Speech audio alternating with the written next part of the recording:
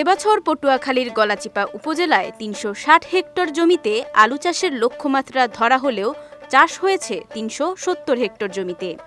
লক্ষ্যমাত্রার চেয়ে আলু বেশি চাষ করাটাই যেন কাল হয়েছে চাষিদের জন্য। আলুর ফলন ভালো হওয়ায় চাহিদা ও দাম কমে গেছে। ফলে বর্তমান বাজার দরে আলু বিক্রি করে উৎপাদন খরচও না ওঠায় হতাশ তারা।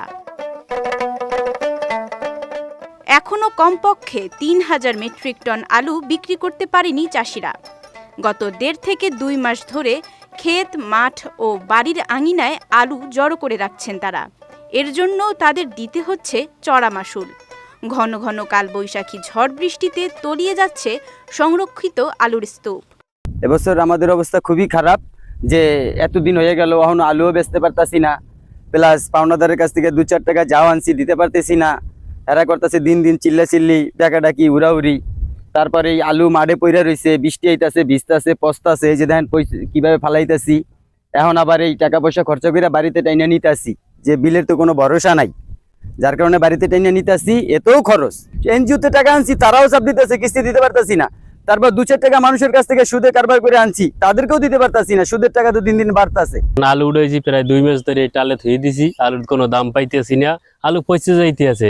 গাড়ি ভাড়া দিয়ে নিলে গাড়ি ভাড়ায় খরচা ওঠে না আমাকে, একটু দামটা মোটেনি, এই জন্য রাখে দিছি। দাম যখন কম, যদি গলাচিপাটা কোলেস্টার থাকলে কোলেস্টার আমরা নিয়ে রাখতে পারতাম। যখন এটা আলুর দাম হবে তখন আমরা ছাড়িয়ে দিতাম। লাভ নাই, সব লস এবছর। পাইকার কিছু নামে না। কোলেস্টার থাকলে আমরা থুইয়া একটু ব্যবসা বাণিজ্য করতাম, কিছু পরে বেচাতাম আশ্বিন কার্তিক মাসে। এখন তো অন্য কোনো জায়গা নাই। পাইকার না থাকায় বিভিন্ন হাট বাজার ঘুরেও ন্যায্য দামে আলু বিক্রি করতে পারছেন না কৃষকরা। এদিকে আলু সংরক্ষণের জন্য উপজেলায় কোনো হিমাগার না থাকায় প্রতিনিয়তই লোকসানের মুখে পড়তে হচ্ছে তাদের।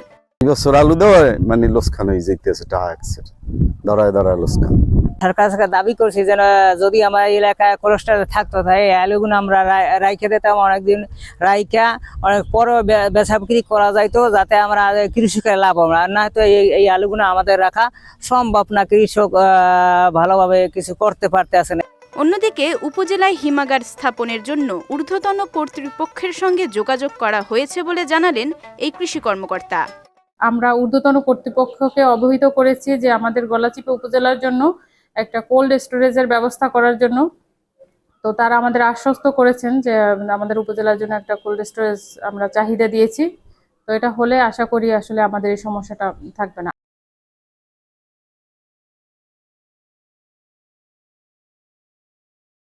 গলাচিপায় হিমাগার স্থাপিত হলে আলু সংরক্ষণ করে পরবর্তীতে ভালো দাম পেলে বিক্রির মাধ্যমে লাভবান হওয়ার আশা চাষিদের।